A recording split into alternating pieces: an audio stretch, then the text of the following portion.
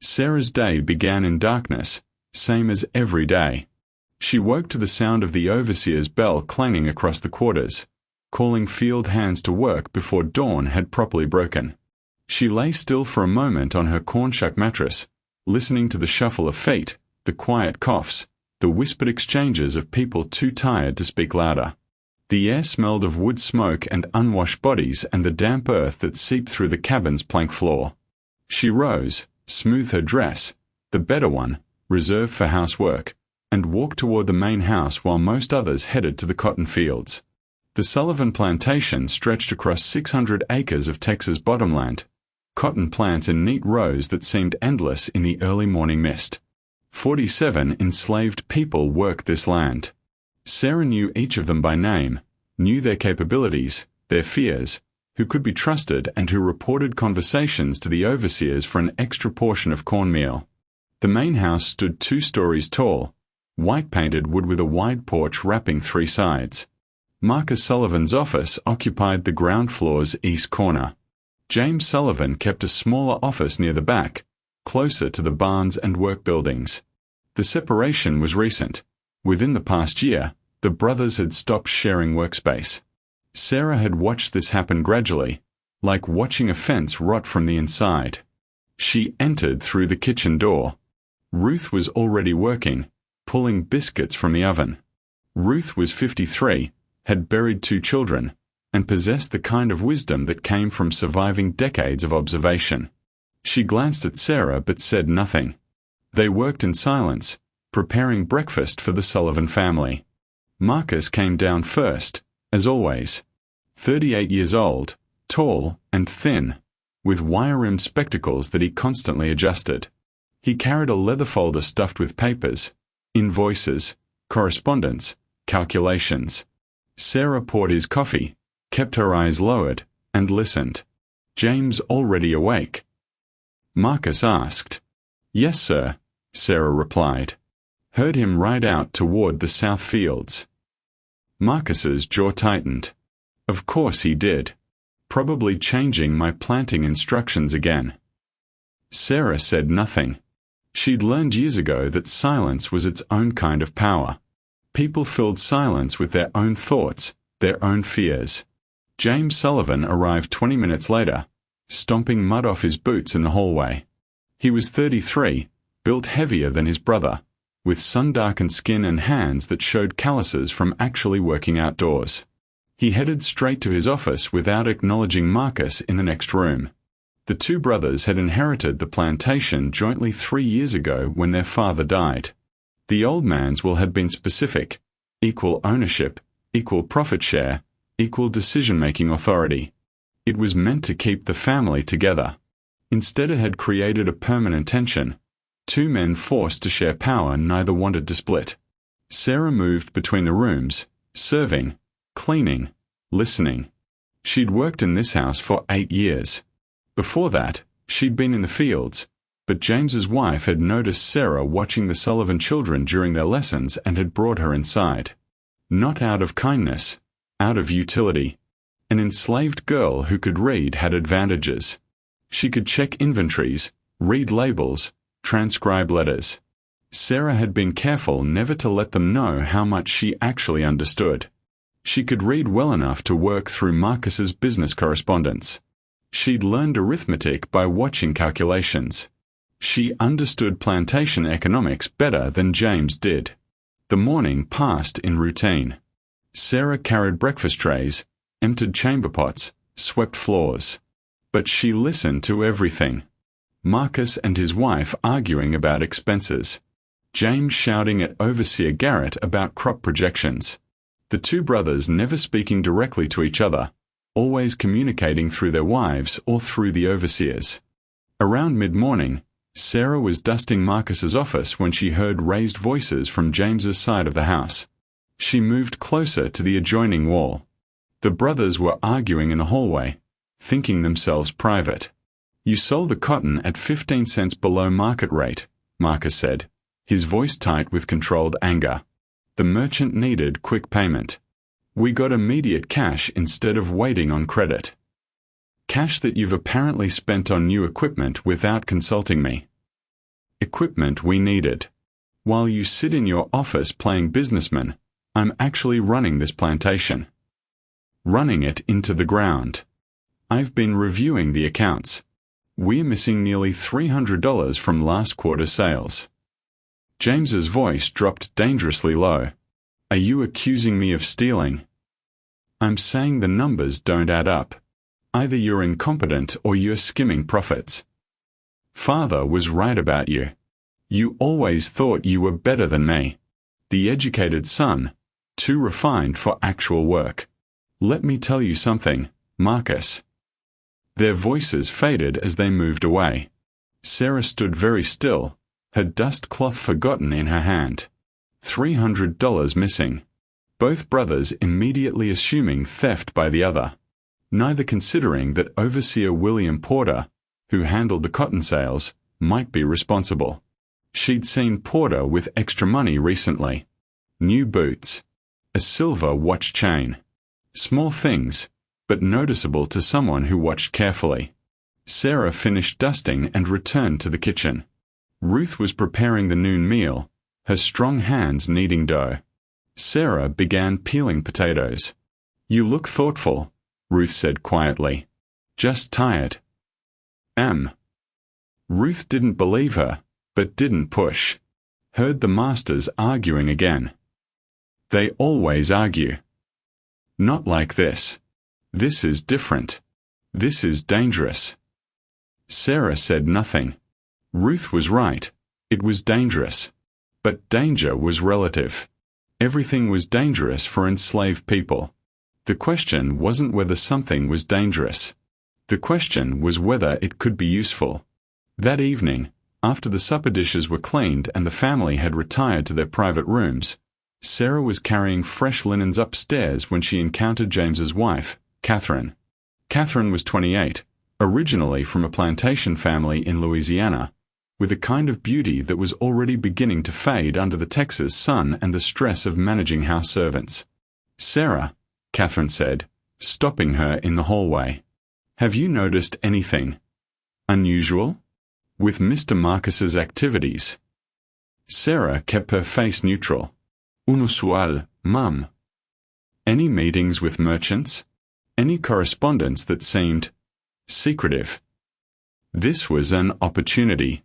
Sarah let a moment pass, as if considering whether to speak. Well, I did notice Mr. Marcus meeting with Mr. Thornton from town, the cotton merchant that usually deals with Mr. James. They were talking privately in the office, and Mr. Marcus had me leave the room. It was true.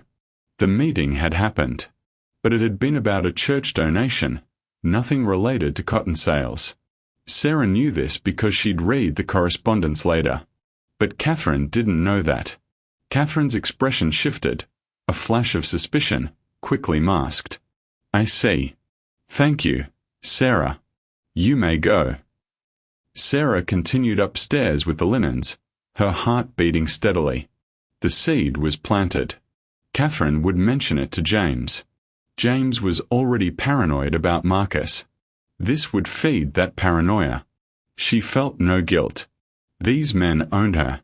They owned Ruth and Daniel and young Moses and 43 other people. They owned Sarah's labor, her body, her time, her future. They believed they owned her mind. They were wrong about that. Later that night, Sarah lay in the darkness of her cabin in the quarters. The cabin housed 6 women, sleeping on corn-shuck mattresses lined against the walls. Someone was crying quietly, probably Lily, whose brother Moses had been whipped yesterday for allegedly working too slowly. Sarah stared at the ceiling and thought about cracks. The Sullivan brothers were already cracked. Their relationship was already fractured. She hadn't created that. Their father had, by forcing them to share power. Their own greed and pride had widened the crack. All Sarah was doing was finding the crack and pressing on it, seeing what might break. She thought about her mother, sold away when Sarah was 12. She remembered the morning they came, the way her mother had tried to stay calm, telling Sarah to be smart, to survive. Sarah had watched her mother walk away in chains and had understood something fundamental. There was no justice here. no fernis. Only power and those without it. The Sullivan brothers had power. Sarah had observation, patience, and the ability to see patterns. It wasn't much, but it was what she had. In the main house, James confronted Catherine before bed. "You're sure?" Marcus was meeting with Thornton. Sarah said so. She seemed reluctant to mention it, which makes me think it's significant. James paced their bedroom. Thornton handles my cotton sales. Why would Marcus meet with him privately? Perhaps Marcus is trying to cut his own deals. Perhaps he's the one skimming profits. James stopped pacing. The idea took root in his mind. Marcus, the educated one, the businessman. Of course Marcus would know how to hide financial manipulation. Of course Marcus would accuse James to deflect suspicion from himself. "Tomorrow," James said slowly, "I'm going to start keeping my own accounts, separate from Marcus's books. And I'm going to have Garrett start reporting directly to me, not through Porter." Catherine nodded. She felt satisfied. She'd never liked Marcus, who looked down on James. If Sarah's information helped James assert proper authority, then Catherine had done her duty as a wife. Neither of them questioned why an enslaved house servant would offer this information. They never did. To them, enslaved people were either loyal or treacherous, never strategic. That blindness was its own kind of weapon. The crack widened. By the end of the first week, the plantation's routine had begun to shift in ways subtle enough that the Sullivan brothers might not have noticed, but that the enslaved workers felt immediately. James had indeed begun keeping separate accounts and had instructed his overseer, Thomas Garrett, to report only to him. Marcus, discovering this, had responded by having his overseer, William Porter, do the same. The result was operational chaos. Field hands received conflicting instructions. One overseer would assign them to weeding the east cotton fields. Another would redirect them to hoeing the west section. When workers tried to explain they'd been given different orders, they were punished for talking back. Sarah watched from the main house windows. She saw the confusion, the increased beatings, the way people moved with more fear now. She told herself it was necessary. The system was already violent. She wasn't creating new violence, only redirecting it, focusing it where it might destroy itself rather than destroying her people forever. But Daniel didn't see it that way. She met him on Sunday afternoon, the half-day of rest most enslaved people received. They walked beyond the quarters, toward the creek where the trees created enough privacy for honest conversation. Daniel was 26, a field hand with broad shoulders and hands scarred from cotton bolls and farm equipment. He and Sarah had known each other since childhood. She trusted him more than anyone. "What are you doing?" he asked quietly, once they were alone. "I don't know what you mean." "Sarah." His voice was gentle but firm. "I'm not stupid. The Sullivan brothers are at each other's throats. The overseers are fighting. And somehow you're right in the middle of it, working in that house, listening to everything." She looked at the water moving over stones. "I'm just doing my job." "You're playing a dangerous game. Whatever you think you're accomplishing, it's making things worse for everyone. Garrett whipped 3 men yesterday because he said they were following Porter's orders instead of his. That's never happened before. Things were already bad. They're getting worse." Sarah turned to face him. "Daniel, what choice do we have? Really? We work until we die. They sell us when it's convenient. They beat us when they're angry. We have no future, no hope, no. So you're going to make them destroy each other. I'm going to make them see what they are. I'm going to turn their own evil back on them." Daniel shook his head slowly. "And what happens to us while you're doing that? We are the ones who get caught in the middle. We are the ones who bleed when they are angry." Sarah had no answer. She knew he was right. She also knew she couldn't stop. Back at the plantation, Marcus had discovered more troubling information in the accounts. Money was definitely missing, not just the $300 he'd initially noticed, but smaller amounts over several months. Nearly $700 in total, possibly more. The sales records were inconsistent. Some cotton bales marked as sold showed no corresponding revenue. He summoned Porter to his office. Sarah was present, ostensibly to serve coffee, actually to observe. "Explain these discrepancies," Marcus said, pushing a ledger across his desk. Porter, a lean man of 40 with calculating eyes, studied the pages. "These are the sales Mr. James negotiated. You'd have to ask him about the details. But you handled the transactions. You accompanied the cotton to market. Under Mr. James's instructions.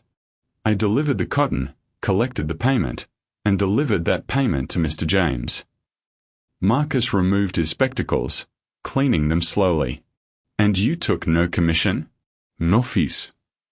Porter's expression didn't change. Only what Mr. James authorized.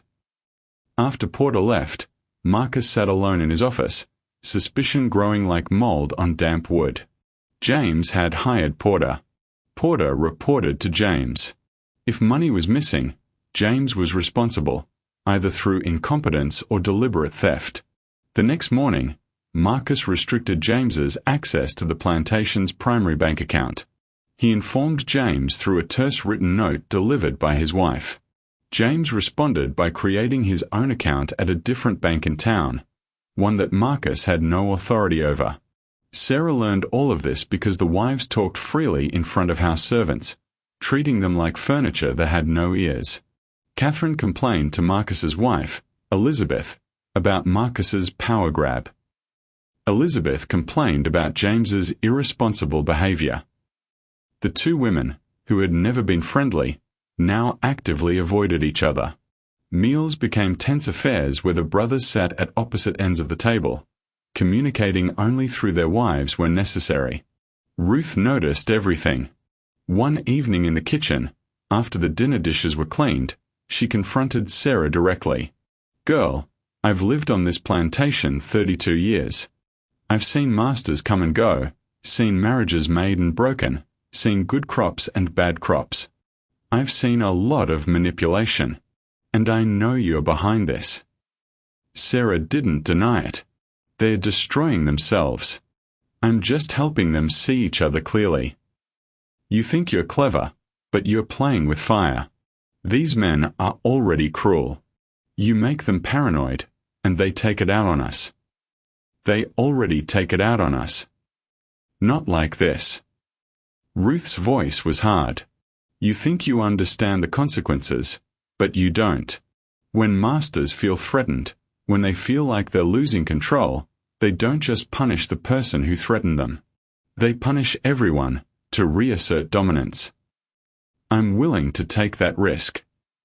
You're not the only one taking it. We all are, whether we agreed or not." Ruth walked away, leaving Sarah alone in the kitchen.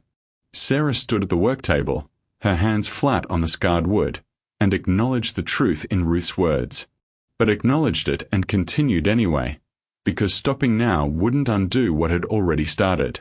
The Sullivan brothers had already fractured. Their trust was already broken. Stopping her interference wouldn't heal that wound. The plantation's efficiency was declining measurably.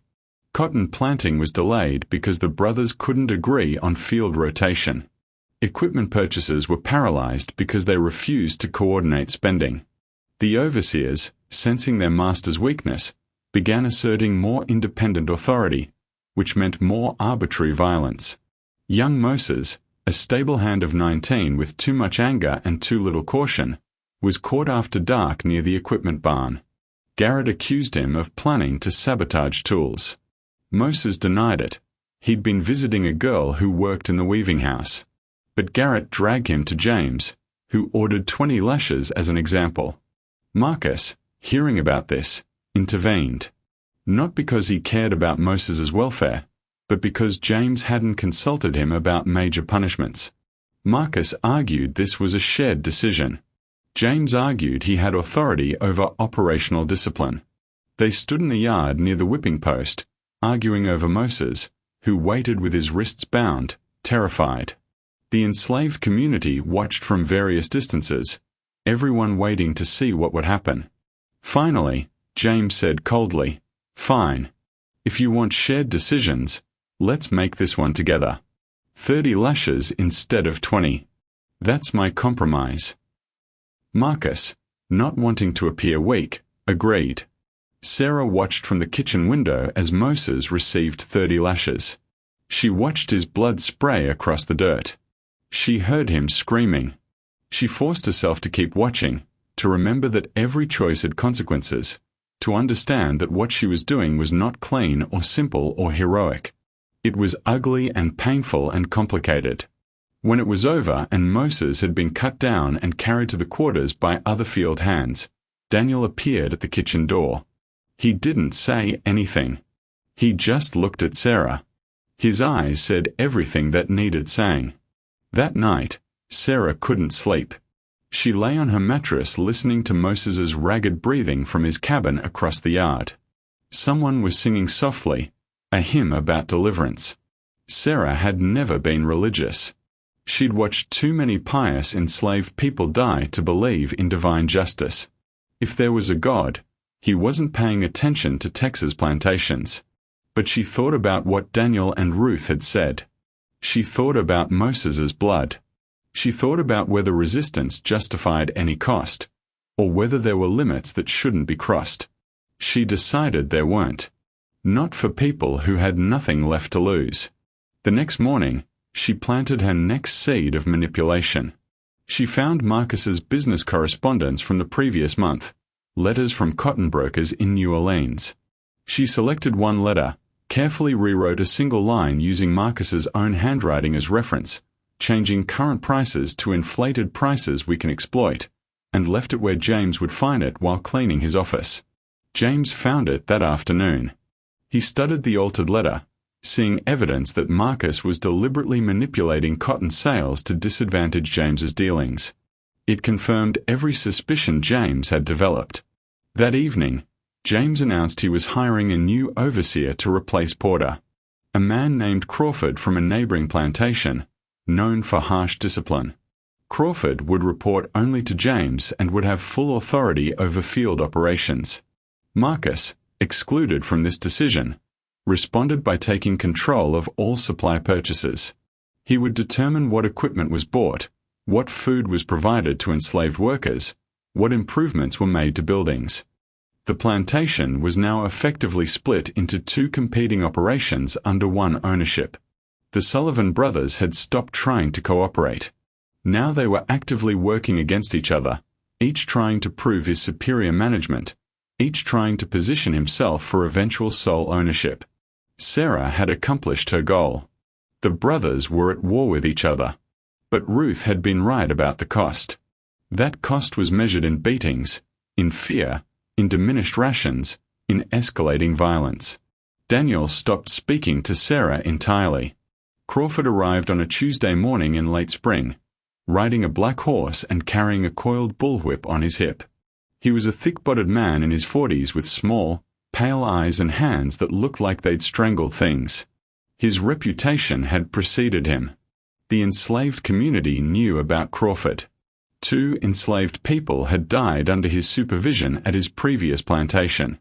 One from beating, one from heat stroke after Crawford had denied water as punishment. James met him in the yard, shook his hand, showed him around. Sarah watched from the main house porch, pretending to sweep.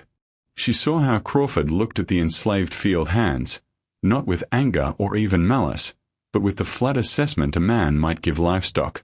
He was calculating their utility, their weaknesses, where pressure could be applied. Within 3 days, Crawford had implemented new rules. Field hands now worked in supervised groups of 5, with one person from each group responsible for the other's output. If one person fell short of quotas, the entire group was punished. Bathroom breaks required permission. Anyone caught talking during work received 5 lashes immediately, no questions asked. Porter, reduced in authority since Crawford's arrival, began spending more time with Marcus. He reported everything Crawford did, framing it as reckless management that would damage the enslaved workforce's productivity. Marcus listened, his resentment of James growing deeper. Sarah continued her careful work. She now had access to correspondence from both brothers, and she used this access strategically. She forged a letter from Marcus to a lawyer in Houston, inquiring about legal procedures for declaring a business partner mentally incompetent. She left it where James's wife would find it.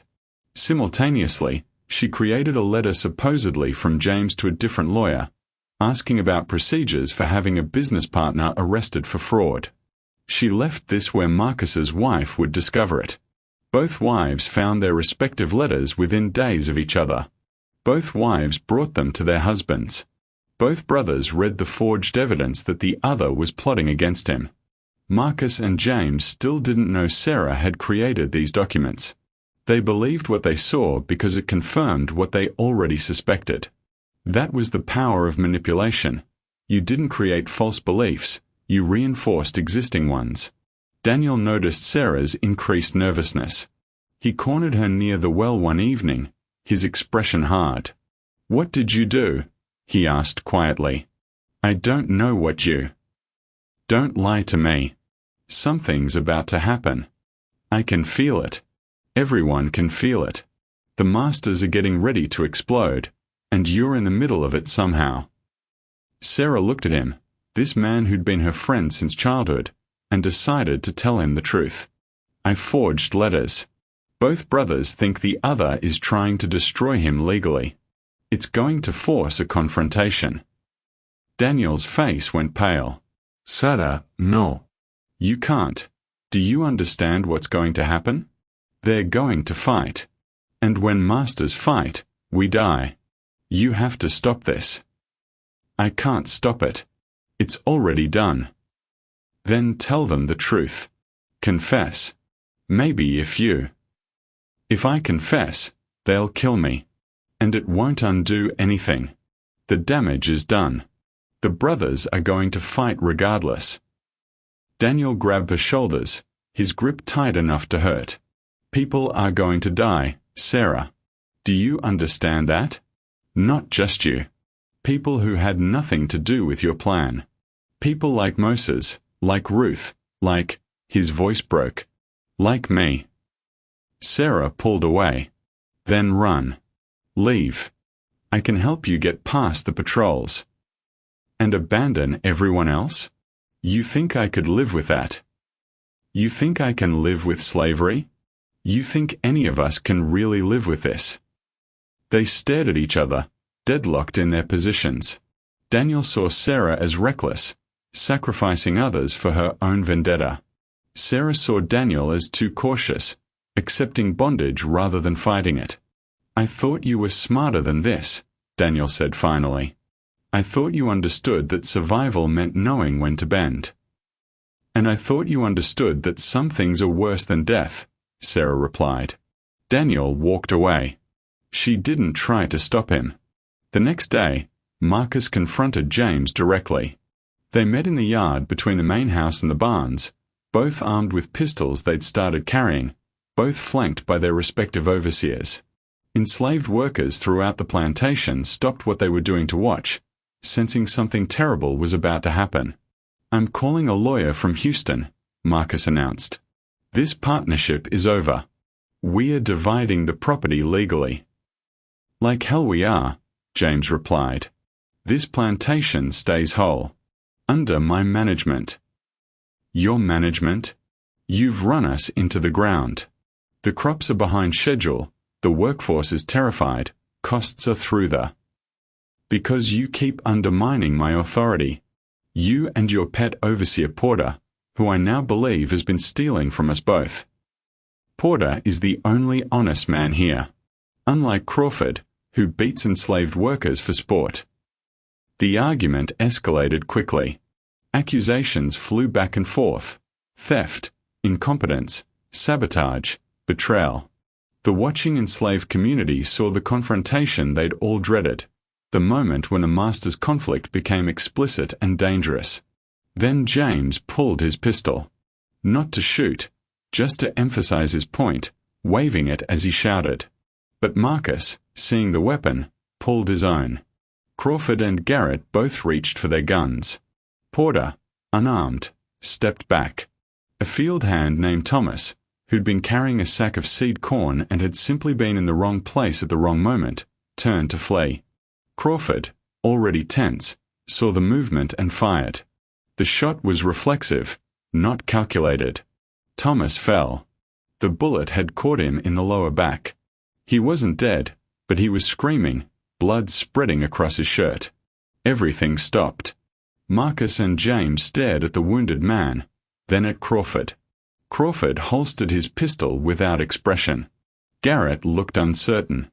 Porter stood frozen. "Get him to the quarters," James said finally, his voice strange and hollow. "Have Ruth tend to him." Several field hands carried Thomas away, his screams echoing across the plantation. The crowd dispersed slowly, people returning to work but moving like sleepwalkers, traumatized by how quickly violence had erupted. Sarah had watched all of this from the kitchen doorway. She'd seen Thomas shot. She'd seen the blood. She'd seen how close the situation had come to worse catastrophe. Ruth appeared beside her. "This is your doing," she said softly. "Crawford shot him." "I didn't." "You set this in motion. That boy's blood is on your hands just as much as Crawford's." Sarah wanted to argue, but couldn't. Ruth was right. Sarah had wanted the brothers to fight. She'd wanted consequences. She'd gotten them. Thomas was those consequences, bleeding in the quarters, possibly dying. That night, Sarah went to the quarters to check on Thomas. Ruth had stopped the bleeding, but Thomas was delirious with fever. His wound was infected. Without proper medical care, he'd likely die within days. Daniel was there, sitting beside Thomas's pallet, holding a wet cloth to the man's forehead. He looked up when Sarah entered, and his expression was everything she deserved: anger, disappointment, grief. "He has a wife," Daniel said quietly. "2 children. 6 and 4 years old. What do I tell them when he dies?" Sarah had no answer. "You wanted to fight the masters," Daniel continued. "You wanted to make them hurt each other. Congratulations. They are hurting each other. But we are the ones bleeding." Moses entered the cabin then, his own back still scarred from his whipping. He looked at Sarah with an expression she'd never seen from him before, pure contempt. "You think you're smarter than them," Moses said. "You think you're some kind of resistance fighter. But you're not fighting. You're just making them meaner. You're making them scared, and scared masters kill slaves." "I'm trying to." "You're trying to survive," Moses interrupted. "Just like all of us. But you're doing it by sacrificing us. At least be honest about that." Sarah left the quarters and walked back to her own cabin in darkness. She lay down on her mattress and stared at the ceiling and acknowledged a truth she'd been avoiding. She'd convinced herself she was fighting for all enslaved people on the Sullivan plantation. But really, she'd been fighting for herself. For her own sense of power in a powerless situation. For her own need to feel like she was doing something rather than accepting what she couldn't change. And that fight had cost Thomas his mobility, possibly his life. It had cost Moses his skin. It had cost Daniel his faith in friendship. But Sarah also knew something else. She couldn't stop now. The mechanism was in motion. The brothers were at war. And if she stopped, if she confessed, it wouldn't undo Thomas's wound or Moses' scars. It would just add her death to the count. So she would continue. She would follow this path to its end, whatever that end might be. She would turn the Sullivan brothers against each other until they destroyed themselves or destroyed her trying. She'd accepted survival at any cost. Now she was learning what that cost really meant. The next morning, Marcus found Porter dead in his quarters. Hanged, though whether by his own hand or someone else's was unclear.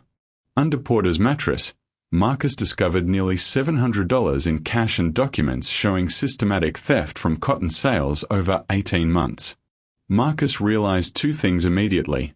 Porter had been stealing from both brothers, and James had been right to suspect theft, just wrong about who was responsible. He brought the evidence to James. For a brief moment, they stood together in Porter's room, looking at proof of a third party's betrayal. It could have been a moment of reconciliation. But then James said, "You trusted him. You brought him in here. You were the one managing finances, and you didn't notice $700 missing." And Marcus replied, "You're the one who hired Crawford, who shot Thomas yesterday. You're the one causing chaos with your paranoid new policies." The moment passed. The chance for unity evaporated. They remained enemies, now with one less person between them. Sarah heard about Porter's death that afternoon. She felt nothing. Porter had been a thief and had gotten what thieves got. His death simplified things, actually. One less complication. But that night, she overheard Marcus and James talking to Crawford and Garrett. They were planning something. They'd decided the enslaved workforce had become too difficult to manage, too infected with bad attitudes and resistance. They were going to make an example. A thorough, memorable example that would reimpose proper fear and obedience. Sarah didn't know who they'd chosen as their example. But she knew, with cold certainty, that whoever it was would suffer because of the chaos she'd created. She thought about warning people, about helping someone escape, about confessing everything and hoping mercy existed somewhere in the Sullivan brothers' hearts. But she did none of these things. She went to bed. She tried to sleep. She waited for whatever was coming. The storm was about to break, and she was standing at its center. The lawyers arrived on a humid Thursday morning, two separate men hired by two separate brothers, neither knowing the other would be present. Marcus's lawyer came from Houston, a precise man named Whitmore who specialized in business partnerships. James's lawyer came from Austin, a younger attorney named Hall who handled property disputes. The brothers met in the plantation's front parlor, the formal space reserved for important business. Sarah and another house servant named Clara were present to serve refreshments, making them effectively invisible witnesses to everything that followed. Marcus began by presenting his forged letter, the one Sarah had created supposedly from James, asking about fraud prosecution. "My brother," Marcus said, his voice tight with controlled rage, "has been planning to have me arrested. For crimes I didn't commit. To seize full ownership of this plantation." James immediately produced his own forged letter, Sarah's other creation, supposedly from Marcus, inquiring about incompetence proceedings. "And my brother has been planning to have me declared mentally unfit to achieve the same goal." Both lawyers examined the letters. Whitmore's eyebrows rose. Hall's expression became carefully neutral. They looked at each other, these two legal professionals, and something passed between them. "Mr. Sullivan," Whitmore said slowly, addressing Marcus, "may I see other examples of your brother's handwriting?" James, suspicious, demanded the same. Both brothers provided documents, actual letters, business correspondence, personal notes. The lawyers compared the handwriting in the suspicious letters to the authenticated documents. The examination took 20 minutes of increasingly tense silence. Finally, Hall spoke. "Gentlemen, these letters are forgeries. Neither of you wrote them." The room went completely still. Sarah, standing by the doorway with a pitcher of water, felt her heartbeat accelerate.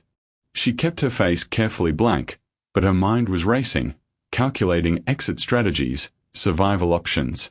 "That's impossible," Marcus said. "I found this letter in James's office, in his private papers." "And I found this in Marcus's desk," James added. "No one else has access to." James stopped speaking. He turned slowly to look at Sarah. Marcus's eyes followed. Both brothers stared at her, realization dawning across their faces. "The house servants," James said quietly. "They have access to everything." Marcus stood up. Sarah, come here. Sarah stepped forward, keeping her hands visible, her posture submissive. Every instinct she'd developed over 8 years of survival was screaming at her to run, but running would confirm guilt. She had to play this carefully. Did you forge these letters? Marcus asked. No, sir. Are you lying to me? No, sir. James crossed the room faster than Sarah expected. He grabbed her arm, his grip painful, and dragged her to his office. Marcus and the lawyers followed. James pulled open his desk drawer, scattering papers across the surface. Here, he said, holding up documents. Here are my actual business letters. Here are notes I wrote to Catherine. All in my handwriting. He compared them to the forged letter. They're similar, but not identical. Someone copied my writing style but made small mistakes. Marcus was already doing the same in his office, finding his own papers, comparing. Sarah was pulled between the rooms as both brothers gathered evidence of forgery. Then James found something else.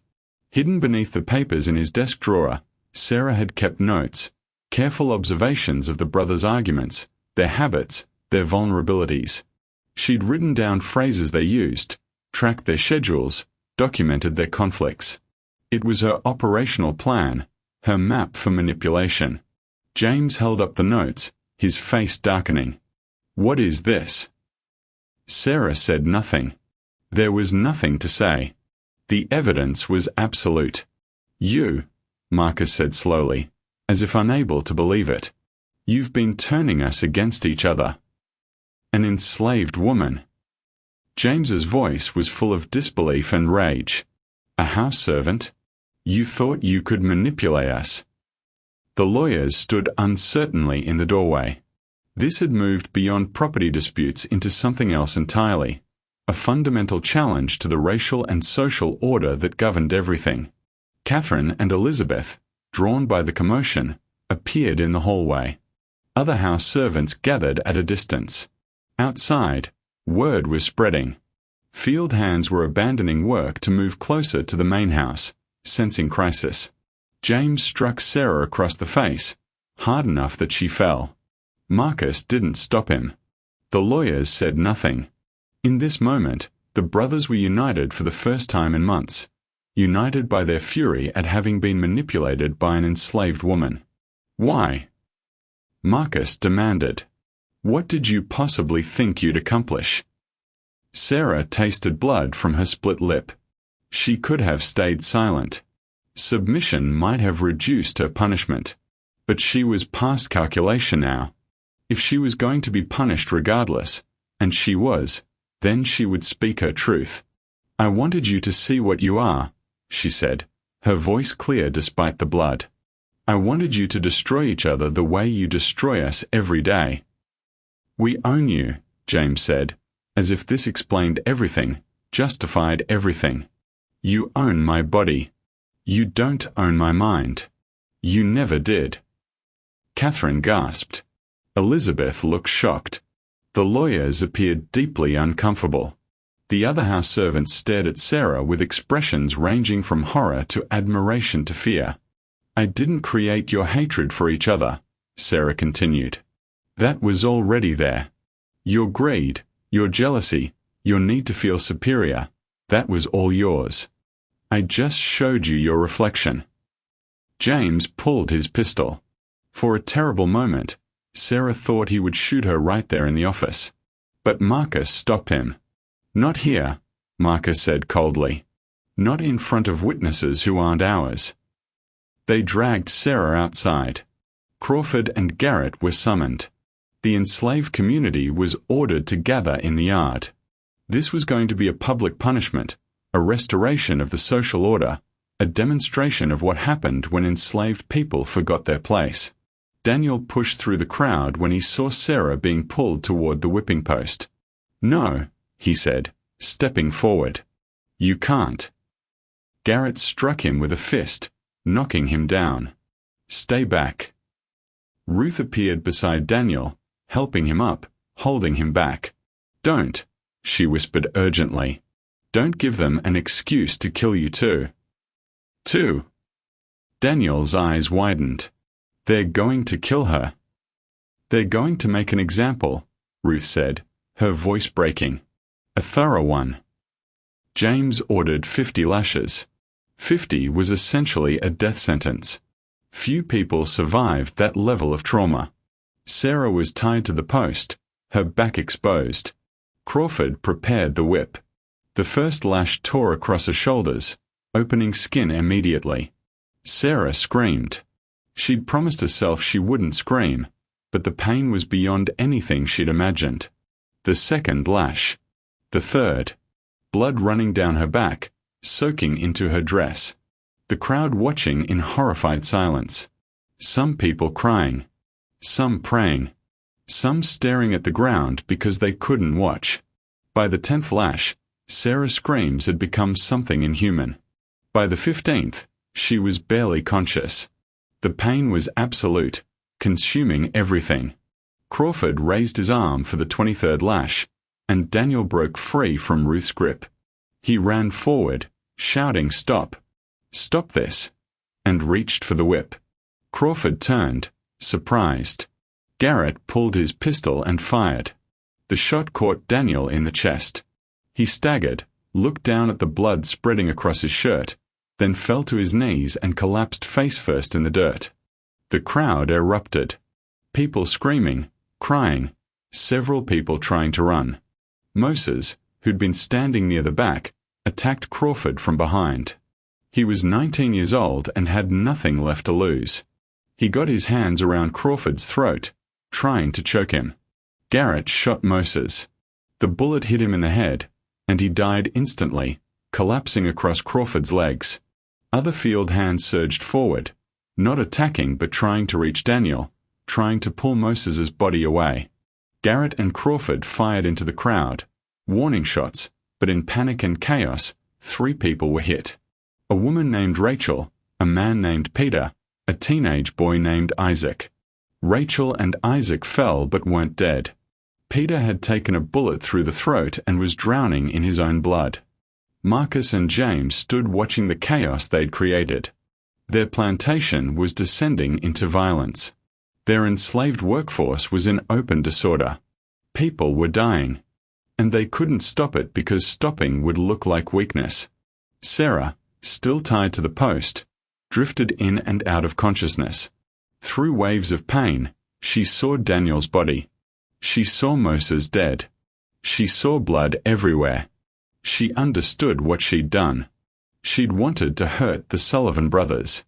She'd wanted to expose their evil. She'd wanted to prove that enslaved people weren't powerless. She'd succeeded in all of those goals. And the cost was measured in the bodies of her own people. Daniel, who'd loved her. Moses, who'd challenged her. Peter, who'd never been involved in any of this. Rachel and Isaac, fighting for their lives in the dirt. This was her victory. This was what resistance looked like when attempted by someone with no real power, only the ability to manipulate those who did. Eventually, the chaos subsided. The wounded were carried to the quarters. The dead were left where they'd fallen, to be dealt with later. The enslaved community was herded back to their work under threat of further violence. The demonstration had been made. Rebellion would be crushed absolutely. Sarah was cut down from the post. She'd received 23 lashes, not 50. Not because the Sullivan brothers felt mercy, but because they'd achieved their purpose. The example had been made sufficiently clear with Daniel and Moses's deaths. Ruth and Clara carried Sarah to the quarters, laying her face down on a pallet. Ruth began the agonizing process of cleaning the wounds, knowing many would become infected, knowing Sarah would carry these scars forever if she survived at all. That night, Marcus and James sat in the main house parlor, drinking whiskey in silence. They'd reunited briefly in their shared fury at Sarah, but that unity was temporary. They both knew it. The underlying conflicts remained. But something had changed. They'd both seen the price of their conflict, 5 people dead or wounded, their plantation's operations completely disrupted, their enslaved workforce traumatized and potentially rebellious. "We can't continue like this," Marcus said finally. "No," James agreed. "We can't. I'll buy you out. Or you buy me out. But this joint ownership ends." "Agreed." They shook hands, two men who'd learned nothing except that maintaining control required unity.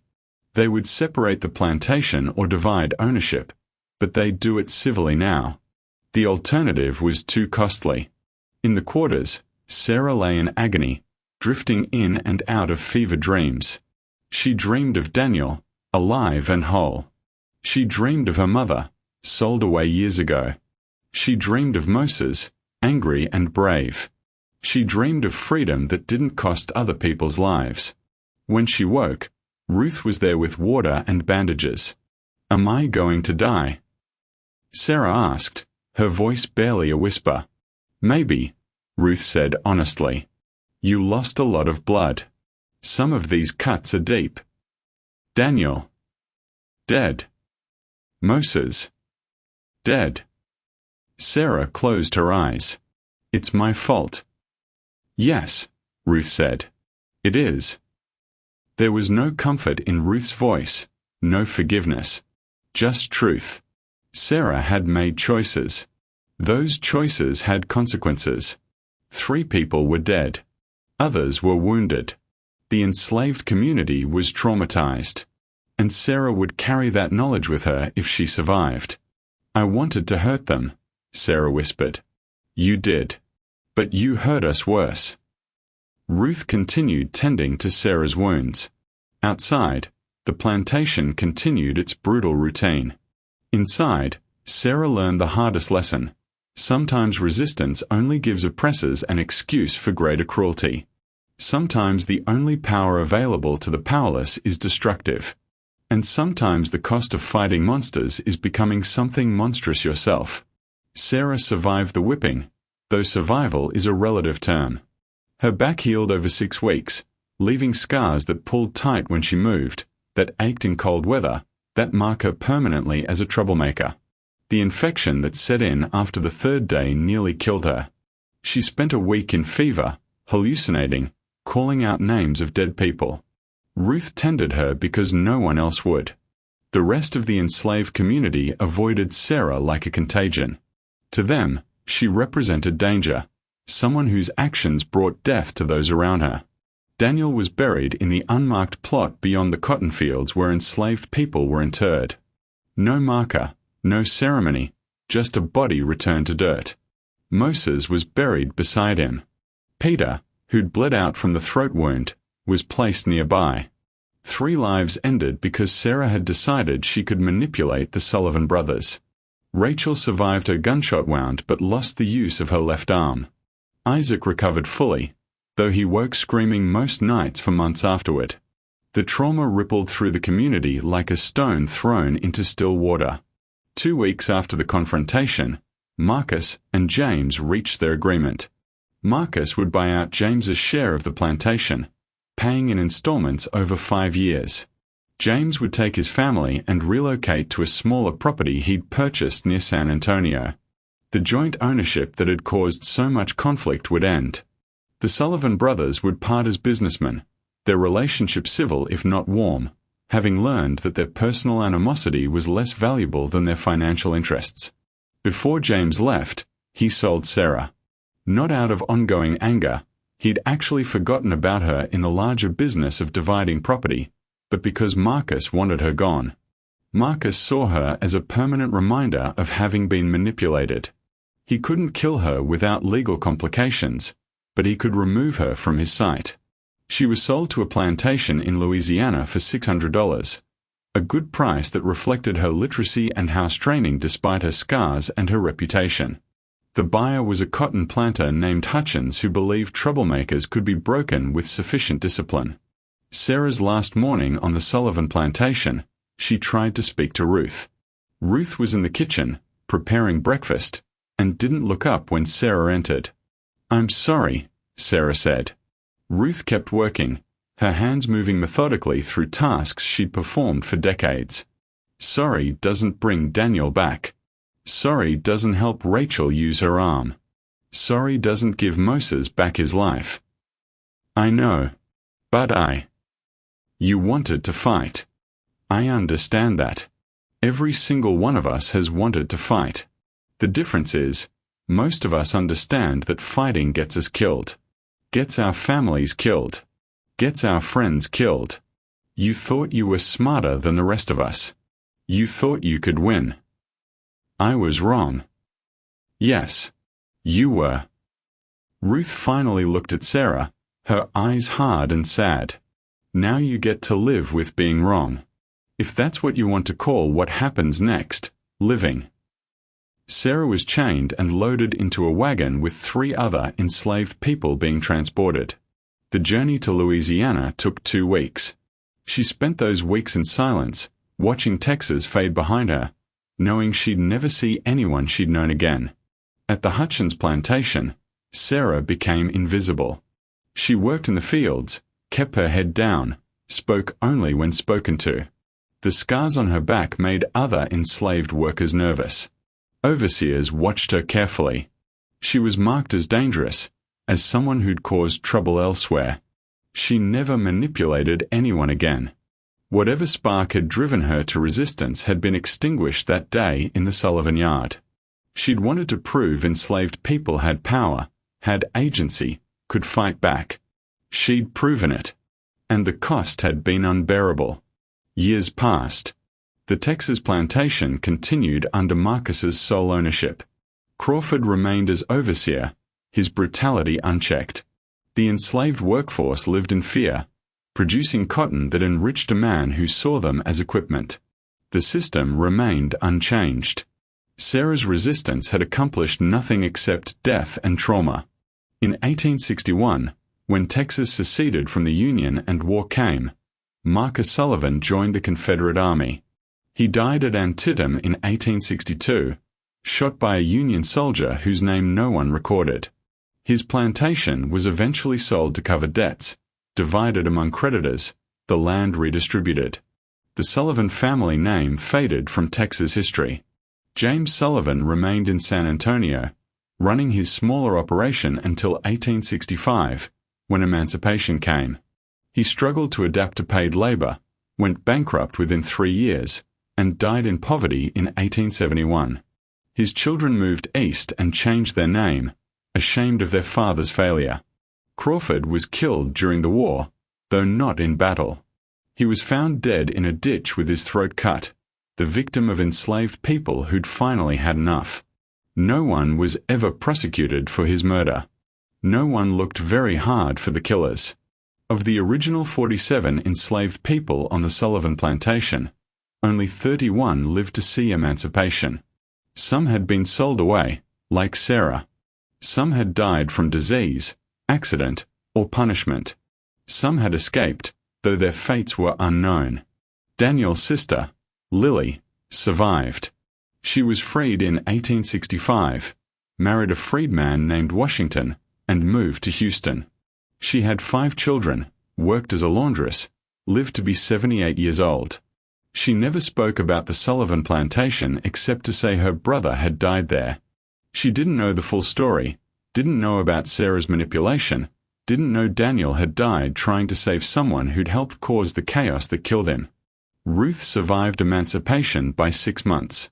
She died of pneumonia in late 1865, free but exhausted, her body worn out from 63 years of labor.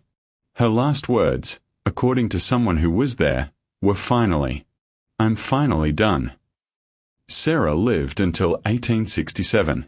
She died at the Hutchins plantation in Louisiana, never having been freed, never having returned to Texas. Pneumonia took her, the same disease that took thousands of formerly enslaved people in the immediate post-war years. She was 38 years old. No one recorded her death officially. No marker indicated where she was buried. But before she died, during those years between her whipping and her death, she had time to think. Time to sit with what she'd done. Time to understand that her resistance, however clever, however justified in her own mind, had been fundamentally selfish. She'd wanted to hurt her oppressors. She'd succeeded. But she'd hurt her own people worse. In the quarters during those Louisiana years, sometimes Sarah would tell parts of her story. Never the whole truth. She couldn't bear to speak Daniel's name, couldn't describe Moses dying, but fragments. She told about trying to manipulate two brothers who hated each other. She told about thinking she was clever enough to turn white masters against themselves. An older enslaved man named Thomas heard these stories.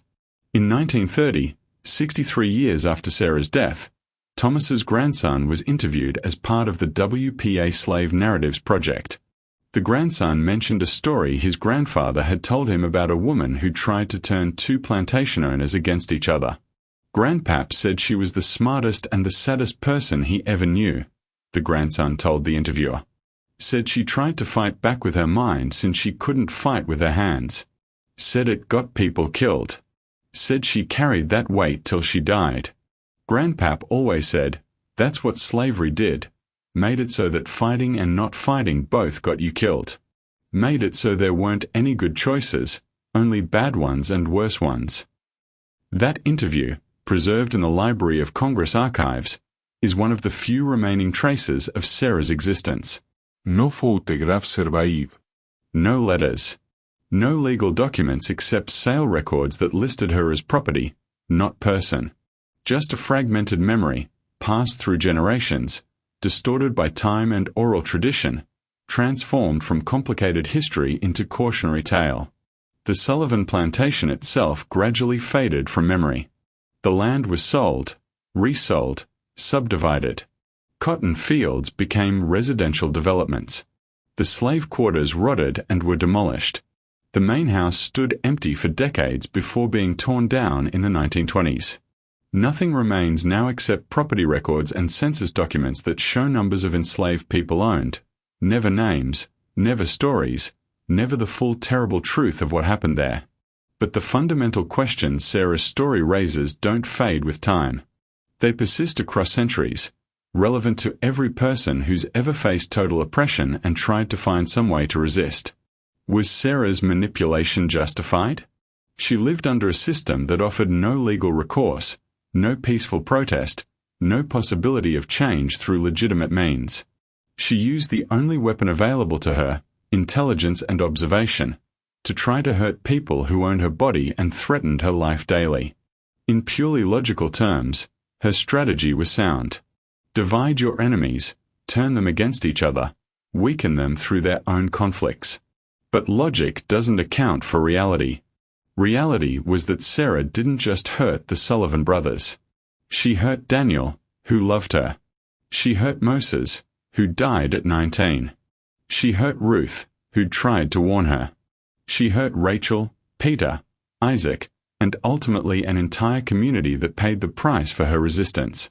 Can we call her resistance heroic when it caused so much collateral damage? Can we call it selfish when the system left her no other options? Can we call it a mistake when the alternative was passive acceptance of bondage?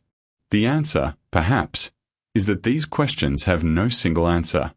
Sarah was neither hero nor villain.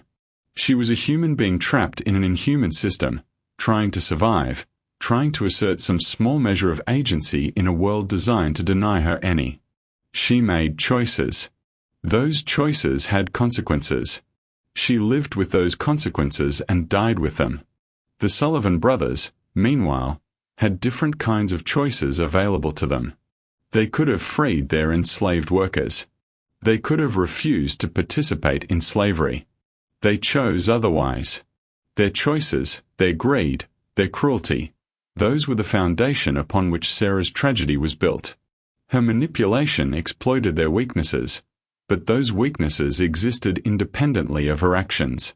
Perhaps the real lesson is this: slavery was a system so thoroughly evil that it corrupted everyone it touched. It corrupted the Sullivan brothers, who believed human beings could be property. It corrupted overseers like Crawford and Garrett, who found employment in cruelty. And it corrupted Sarah, who used other people's suffering as weapons in her private war. The system created situations where the only available power was destructive, where resistance meant death for bystanders. where fighting and not fighting both led to suffering, where there were no good choices, only desperate ones. When we look back at Sarah's story from the 21st century, it's easy to judge. Easy to say she should have done differently. Easy to claim we would have been wiser, more careful, more moral. But we aren't looking from inside slavery. We aren't facing the daily violence, the constant degradation, the absolute powerlessness that defined every moment of an enslaved person's existence. Sarah tried to fight. Her fight caused harm. Both of these things are true. And both of these truths are the responsibility of slavery itself, the institution that created conditions where fighting harmed the powerless and not fighting meant accepting perpetual bondage. The question for us, looking back, isn't whether Sarah was right or wrong. The question is, what does it mean that the system forced such choices at all? What does it mean that resistance and submission both carried unbearable costs? What does it mean that enslaved people had to navigate impossible moral terrain every day, making choices between bad options and worse ones? And perhaps most importantly, how do we remember people like Sarah? Not as saints or sinners, not as heroes or villains, but as human beings trapped in an inhuman system, doing their best to survive with whatever tools they had available, making mistakes, causing harm, suffering consequences, and ultimately disappearing into unmarked graves while the system that oppressed them ground on? The Sullivan plantation is gone. The brothers are dead. The enslaved workers are dead. The land has been transformed beyond recognition. But the questions remain. The moral complexity remains. The uncomfortable truth remains. Sometimes resistance only gives oppressors an excuse for greater cruelty. Sometimes the only power available to the powerless is destructive. And sometimes surviving means making choices that haunt you forever. Sarah's story has no resolution, no closure, no moment where everything makes sense. Just like the history of slavery itself has no clean narrative, no simple moral, no point where we can say, and then it ended and everything was better. History is messier than that. People are messier than that. What we can say is this: Sarah existed. She suffered. She fought back. She caused harm. She paid the price. And she deserves to be remembered, not as a symbol or a lesson, but as a person. Complicated, flawed, desperate, intelligent, and ultimately human. Just like Daniel. Just like Moses. Just like Ruth. Just like every person who lived and died under slavery, their names lost to history, their stories untold, their choices and mistakes and acts of courage and moments of weakness all fading into the unmarked ground where they were buried. We remember them now not to judge them, but to understand them. To sit with the uncomfortable truth that resistance can cause harm. That survival can require impossible choices. That there were no good options under slavery, only degrees of suffering. And to ask ourselves, if we had been there, in that time, in that place, with those choices, what would we have done? And would we have survived with our humanity intact? Or would the system have broken us too, one way or another? These are questions without easy answers. But they're questions worth asking. Because understanding the past means understanding how systems of oppression function. How they corrupt everything they touch. How they create situations where there are no good choices. How they force people into moral compromises that haunt them forever. Sarah's story is a hard story. An uncomfortable story. A story with no heroes and no happy ending. But it's a true story, in all the ways that matter. And truth, however difficult, is what we owe to the people who lived through horrors we can barely imagine. They deserve to be remembered. All of them. The manipulators and the manipulated. The resistors and the compliant. The survivors and the dead. Every person who faced slavery's impossible choices and tried to make it through another day. This was Sarah's story. This was the Sullivan plantation story. This is American history, in all its terrible complexity. We remember. We learn. We carry forward the knowledge that some systems are so evil they leave no clean options. and we commit ourselves to never creating such systems again. That's the only redemption available, remembering the past accurately, understanding its complexity, and working to ensure that no one else faces the impossible choices that Sarah, Daniel, Moses, Ruth, and 43 other human beings faced on a Texas cotton plantation in 1847. Their names may be lost. Their graves may be unmarked. But their humanity persists. And our responsibility is to honor that humanity by facing history honestly, no matter how uncomfortable that honesty makes us feel.